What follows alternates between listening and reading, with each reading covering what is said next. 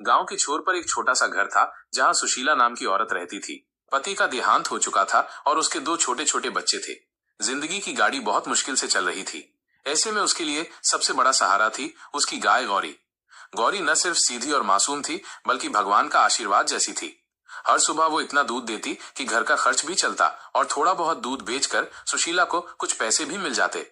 गांव वाले जब भी दूध लेने आते तो कहते, सुशीला तेरी किस्मत अच्छी है, तेरी गौरी तो सच में लक्ष्मी है। सुशीला मन ही मन गर्व महसूस करती। बच्चे भी गौरी को खूब प्यार करते। वे उसके गले में फूलों की माला डालते और कभी कभी उसके साथ खेलते। गौरी भी उनकी सच्ची दोस्त बन गई थी। धीरे धीरे जब पैसे आने लगे तो सुशीला की सोच बदलने लगी। अब उसे लगता, अगर गौरी और ज्यादा दूध दे तो मैं और अमीर हो सकती हूँ। घर पक्का बन जाएगा, बच्चों के लिए सोने के गहने भी आ जाएंगे। एक दिन उसने सोचा, अगर मैं गौरी को ज्यादा आराम करने न दूं और उसका दूध बार बार निकालूं तो शायद ये और दूध देने लगेगी। उसने वैसा ही करना शुरू कर दिया।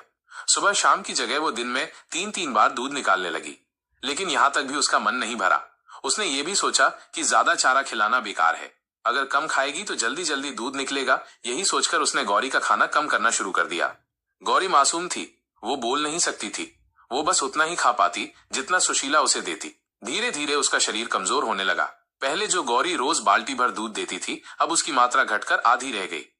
गांव वाले जब दूध लेने आते तो आश्चर्य से कहते, सुशीला पहले तेरी गौरी इतना दूध देती थी, अब क्या हो गया?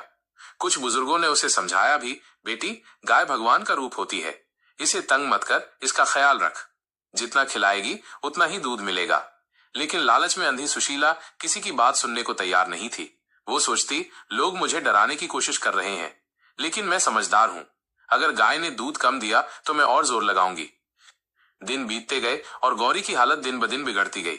उसका शरीर सूख गया, आंखों की चमक खो गई। आखिरकार एक दिन ऐसा आया जब उसने दूध देना ही बंद कर दिया। सुशीला परेशान हो गई। अब उसके पास न दूध था न पैसा। बच्चों की भूख मिटाना भी मुश्किल हो गया। गांव वाले भी धीरे धीरे उससे मुंह मोड़ने लगे क्योंकि अब उसके पास बेचने को कुछ नहीं था। उसने गौरी को देखा, वो चुपचाप आंगन के कोने में खड़ी थी, बहुत कमजोर और उदास। सुशीला की आंखों में आंसू भर आए। उसे याद आया कि कैसे यही गाय उसके बच्चों का सहारा बनी थी और उसने लालच में उसी के साथ कितना बुरा किया। उस रात सुशीला ने गौरी के पैरों में बैठकर कहा, मुझे माफ कर दे गौरी, मैंने लालच में आकर तेरा बुरा किया। तू तो भगवान का रूप है और मैंने ही तेरा अपमान किया। आज मेरी गलती से मेरा घर उजड़ गया। गौरी मासूम थी। जानवर इंसानों की तरह बैर नहीं रखते। उसने धीरे से अपनी आंखों से सुशीला की ओर देखा और जैसे उसे दिल से माफ कर दिया। सुशीला ने उसी दिन से बदलाव लाया। उसने गौरी को भरपेट चारा देना शुरू किया, उसके शरीर पर हल्का हल्का मालिश करने लगी। धीरे धीरे गौरी फिर से स्वस्थ होने लगी। कुछ महीनों बाद वो फिर से दूध देने लगी।